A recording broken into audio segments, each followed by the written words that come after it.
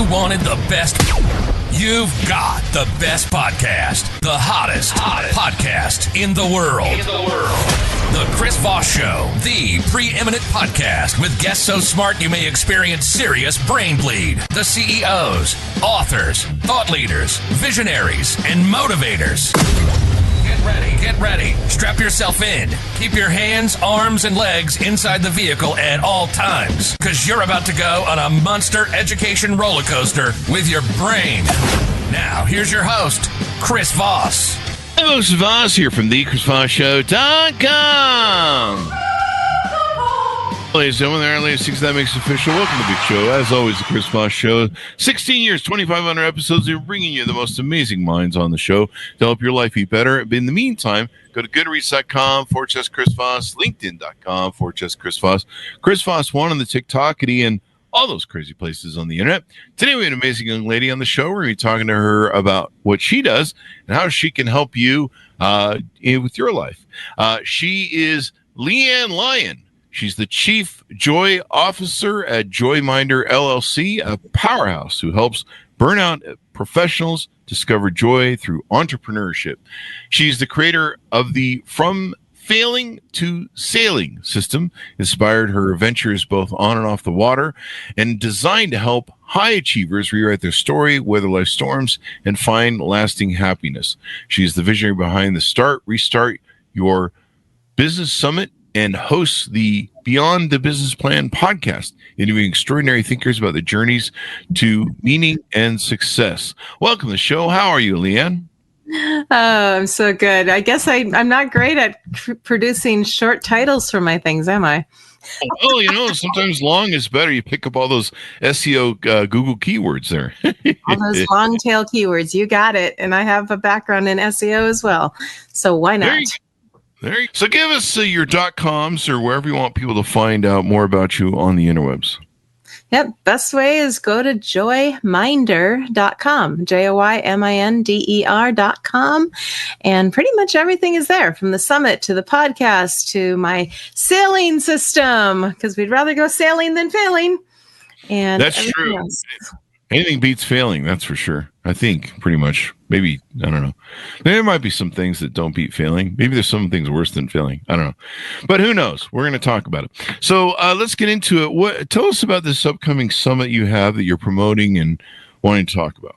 Yeah, my summit is a summit I do 3 times a year. This is the September version of the summit. It's called the Restart Your Business Summit. And it really is aimed at a lot of solopreneurs. We get a lot of solopreneurs there, but also a lot of burned out professionals. And when I say burned out professionals, I mean people like I was, a burned out teacher, a burned out hospitality worker, burned out healthcare people.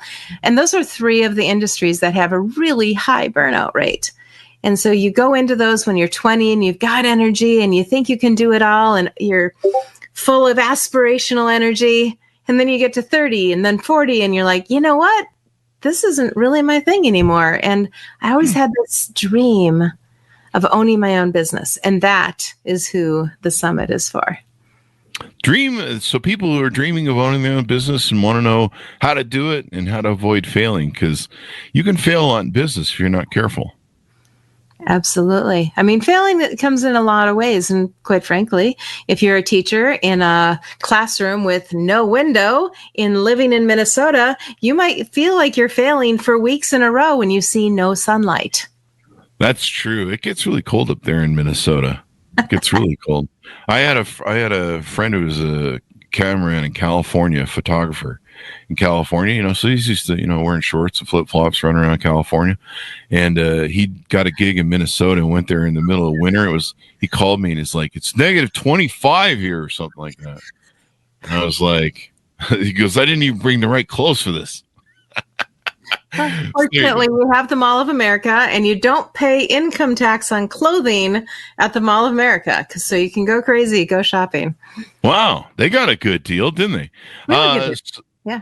I need to go to the Mall of America and save on taxes. That's for definitely sure these days. So now you're a certified John Maxwell speaker. You're a trainer, and you hold multiple professional licenses, including teaching, real estate, and travel. Sounds like you've done quite a few things with your life that kind of laid a foundation towards you starting your own business, maybe?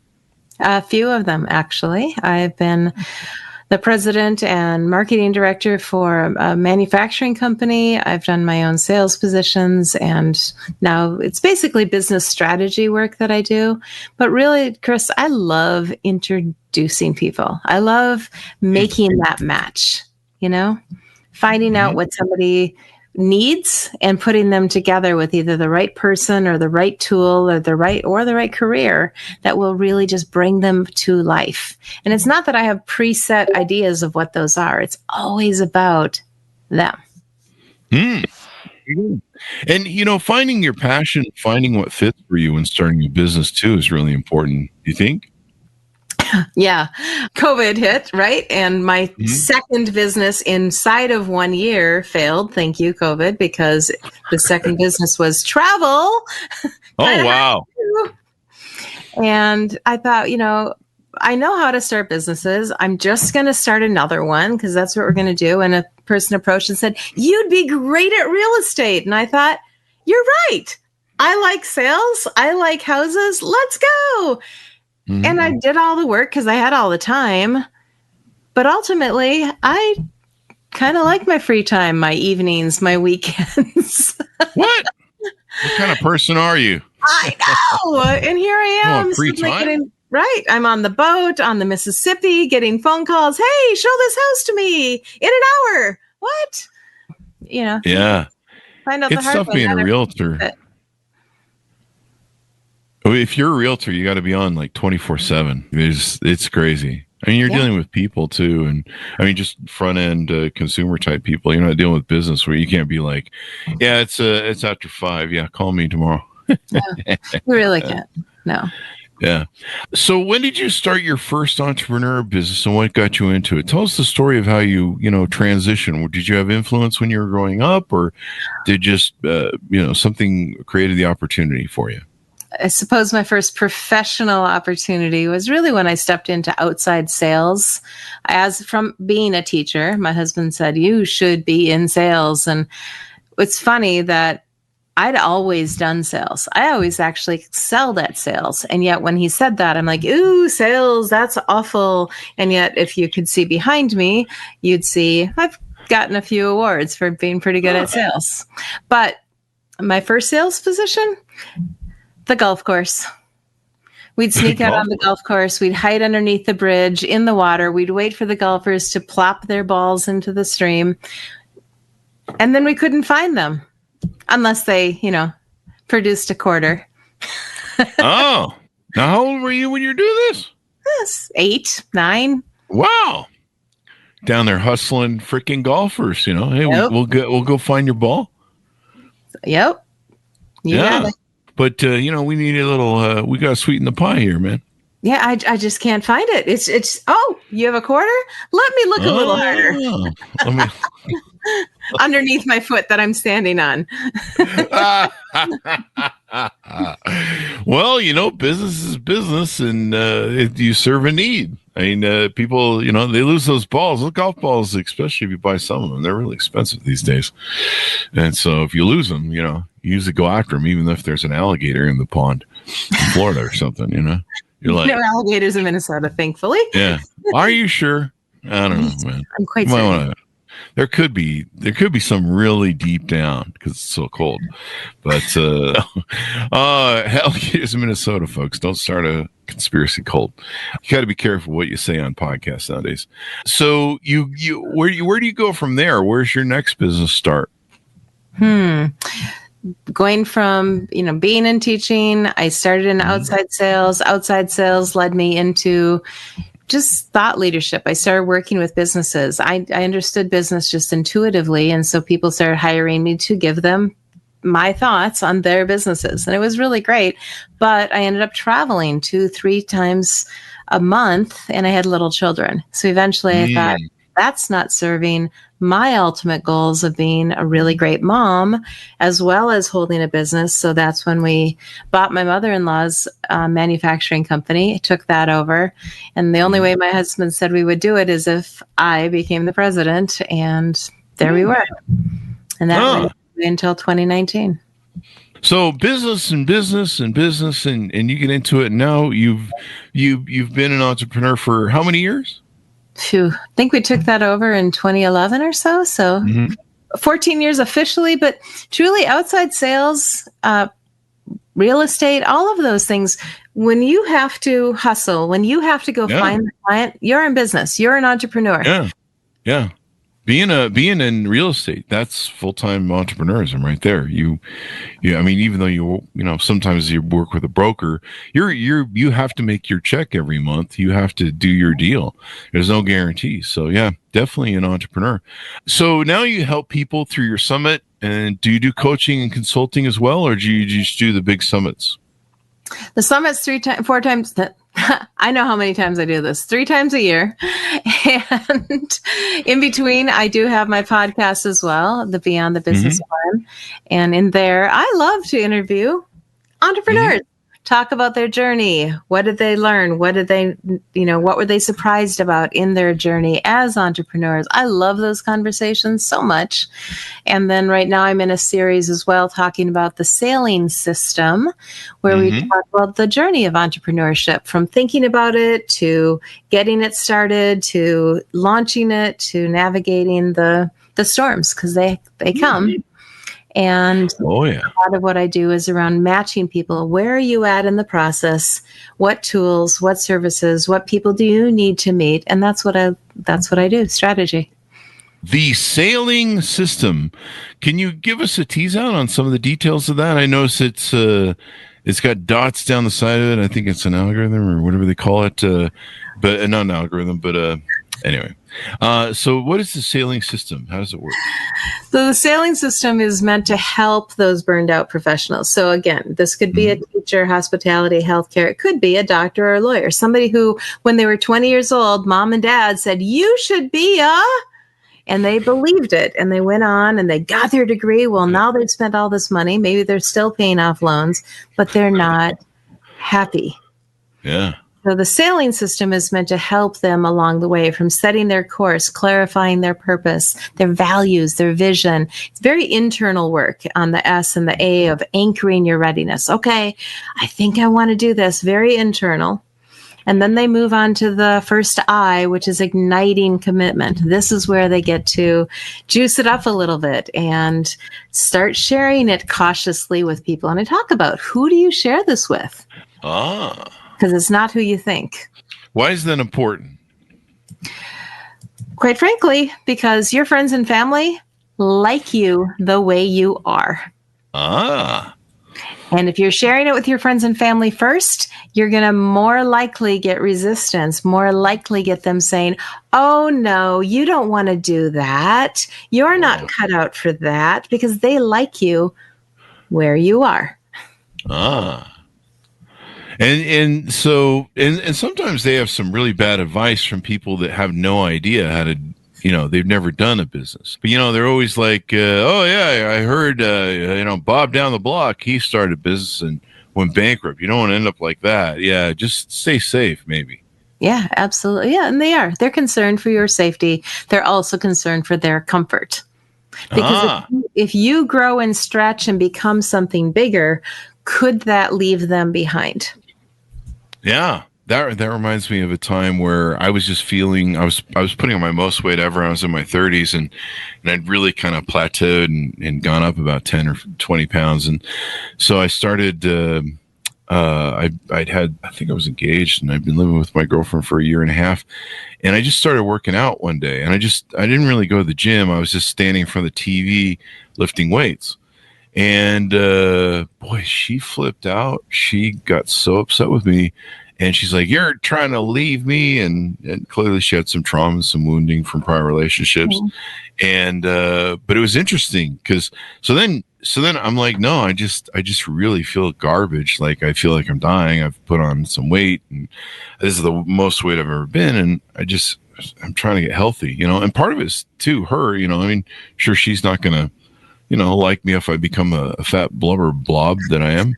And so, it's just doing it because I felt like shit and I just want to feel better and maybe get healthy and lose some weight. I just kind of realized that, I was starting to really soar, and I'm like, if I don't, nip this in the bud, I'm going to gain a lot of weight.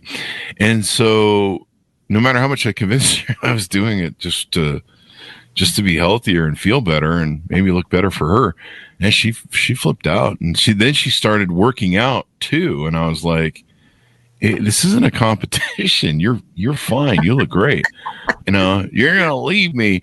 And so, yeah, you're right. Some people, they don't want you to change because they're pretty happy with everything. And like you say, they're worried that maybe you're going to get, successful and not talk to them anymore. That's what I did with my family. Once I became a millionaire, I said, no, I'm not talking to you guys anymore. Perfect. Exactly. No, I'm just kidding. I didn't do that. Stop it. Of course not. And none of us have that intention. But, our triggers, it's funny. I was just on a show recently and somebody said, people can't push your buttons if you don't have buttons. That's true. That's true. That's why I walk naked around the office and at home. Good to know. So there's no buttons that can be pushed. That or I just wear clothing that doesn't have buttons or something.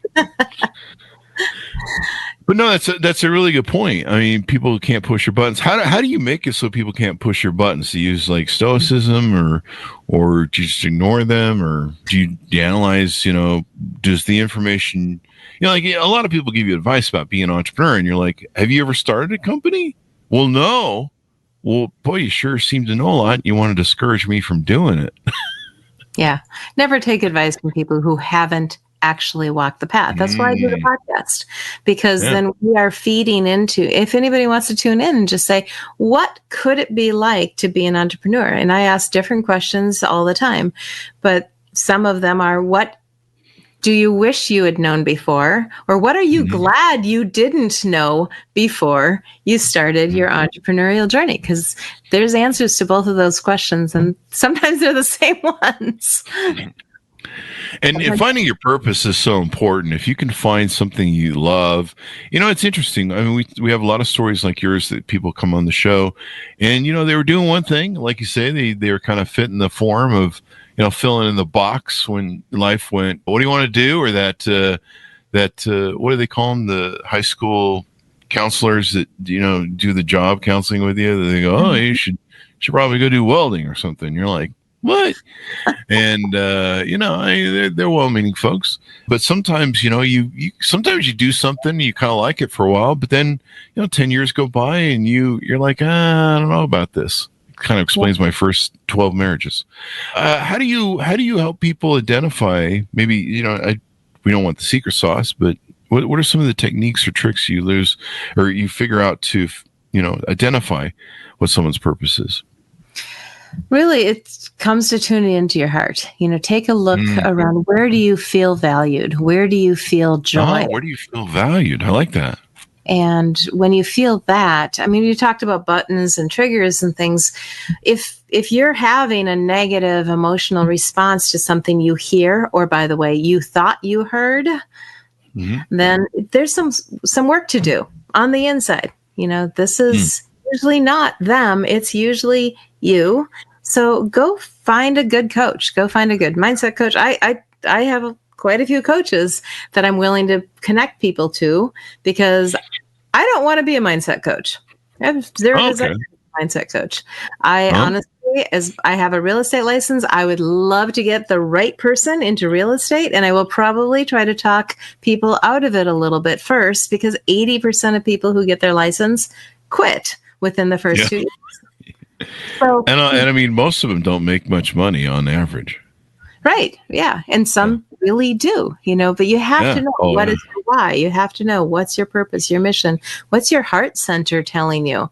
And if you do have a longing, if you've always thought, I want to work for myself, then you need to find a way to do that. At least give it a try. Yeah. And having coaches and people that can assist you are really important because, I mean, you can really fail hard in owning companies. I mean, I've seen that so many times in my journey as an entrepreneur. And, you know, it's every day is just problem solving, fixing issues, you know, and then every day there's new issues and new problems and new technology and new things that are coming at you. And you've got to just, it's just basically daily problem solving, being an entrepreneur. You're like, what's going on now? How come things aren't working again? And you know, you got to tweak this, you got to tweak that, you got to do all sorts of little stuff.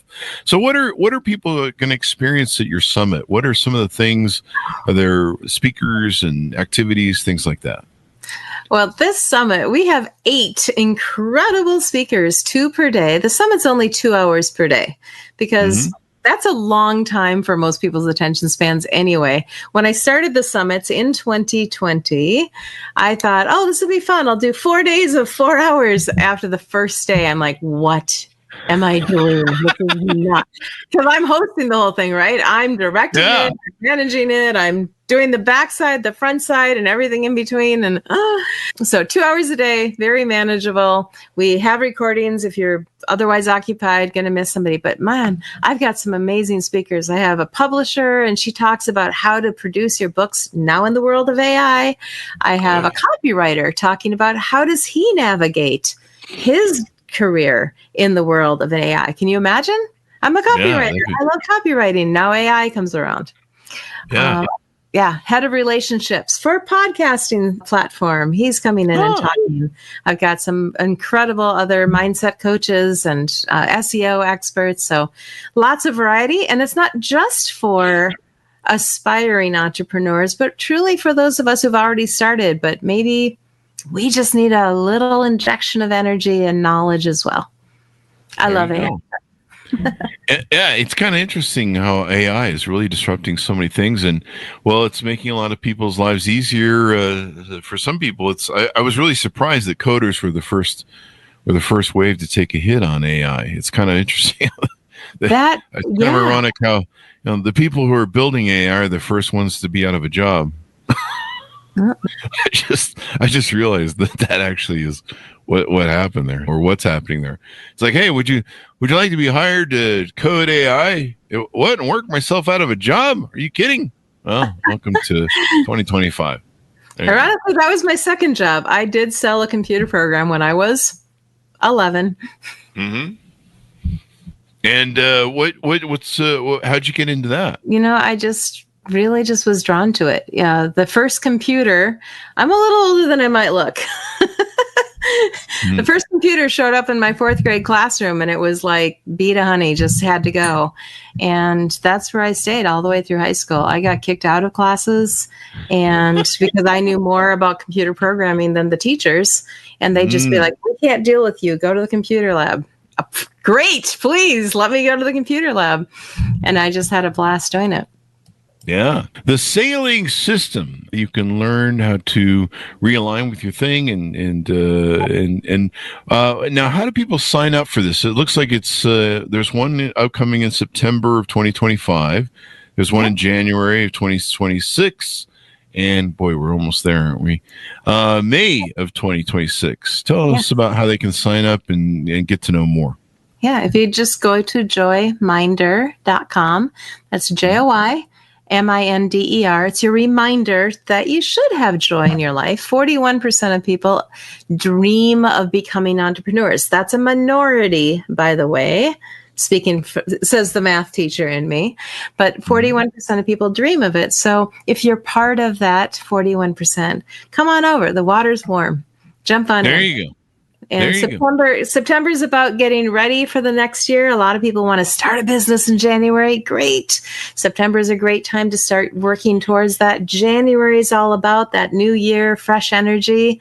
And even May has a different energy about it as we go into the summertime. What are you going to do with your business over the summer? Burned out teachers, are you going to transition to something over the summer? So we have 3 different distinct summits per year. Oh, wow. So each one of them is unique then? Each of them is unique. And we have new speakers, fresh energy every time. So you can sign up for one, and trust me, you'll get the invitation to the next one too. Promise. There you go. And that goes on for 3 days. Is that correct? 4 days, actually, Tuesday through Friday. 4. Okay, yeah. Yep. And we usually do it kind of a little after school starts, after January has gotten going, just before Labor Day. So we have it very strategically laid out. Or Labor Day, did I say that? Memorial Day. Now, is it online? Is it only in person? Where is it usually held? It's all online, so you can actually attend from your phone if you have to. Of course, being someplace where you can sit, take notes, do it. That we recommend that as much as possible. That's good, because I'm not into flying these days. These TSAs, they like to manhandle me. So that, and just sitting in the plane, you're like, why are we taking off? Oh, they're checking the way of the plane. It's been 2 hours. I've been sitting in this chair, and it's a 5-hour flight. Now it's a 7-hour flight. So that sort of thing. What else do we need to know that we haven't touched on about some of the different services you provide and how you do it?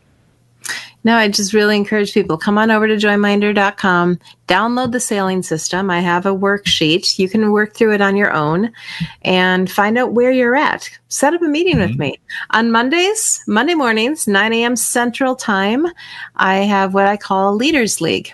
At the moment, I don't charge for it. Just come on in. It's a Zoom call. You can find the link on my contact button and come on in. Meet with other leaders, people who are doing business, doing life. And you can either share your thoughts or you can just sit and listen.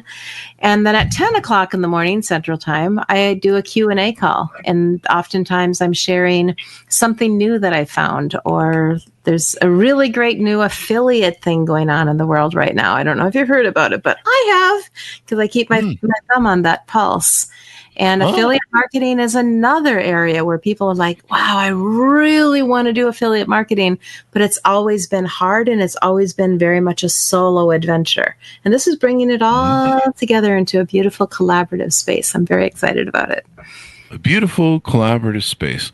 So people can learn all these wonderful things. They can attend the seminar. They can find financial freedom. Being an entrepreneur is really great. I mean, you control your life to a certain degree, and it's kind of nice being able to write a paycheck anytime you want. Like if you want to take off and go do something when you become successful as an entrepreneur, if I want to go somewhere for the weekend, I can. If I want to, be like, hey, I need some extra money to go have some fun this weekend.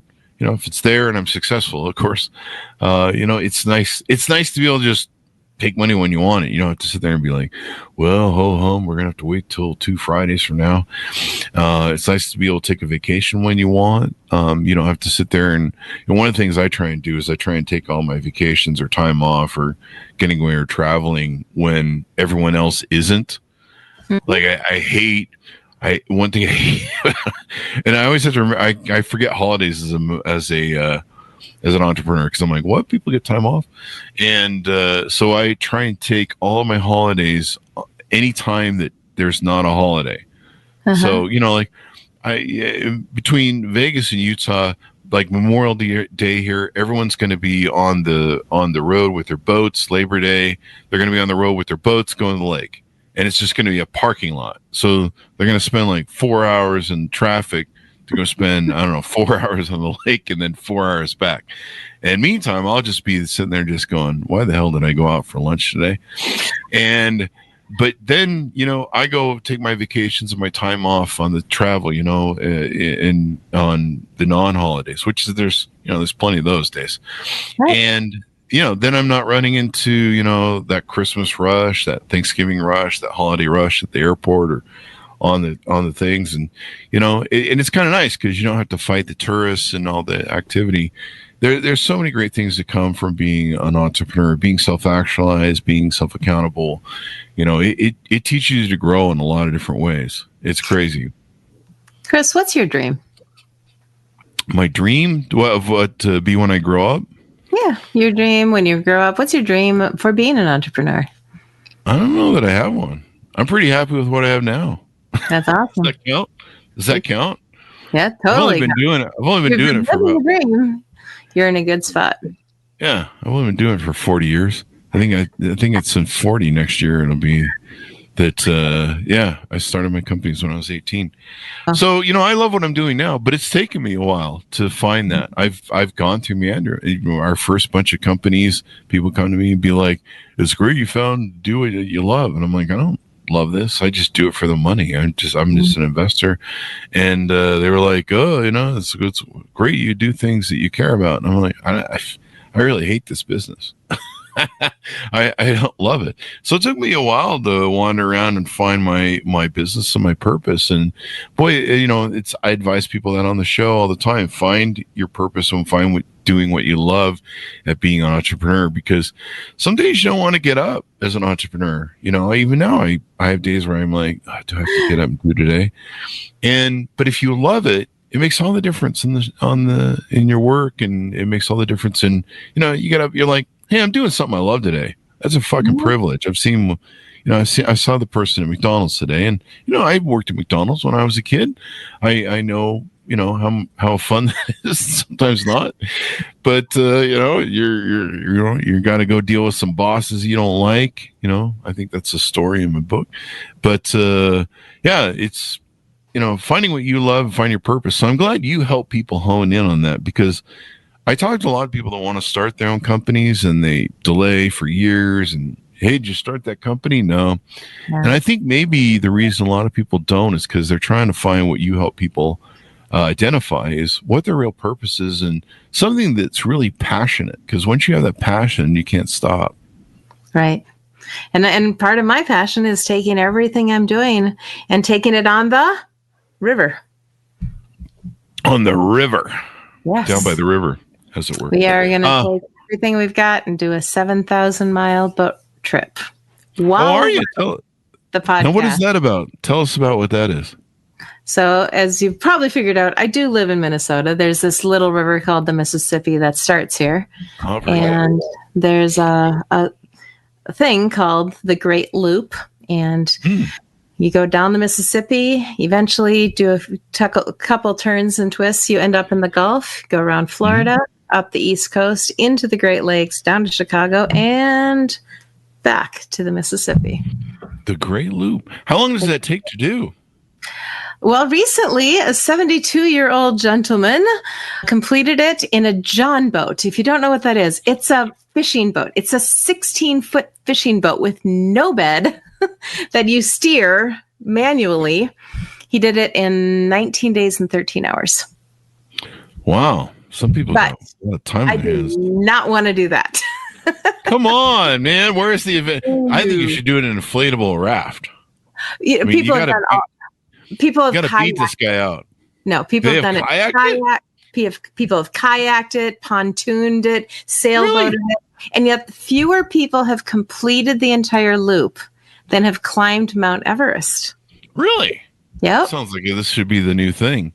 I can see doing, the Mississippi in a smaller boat like that, but once you get to the Atlantic Ocean, you got a whole new animal there.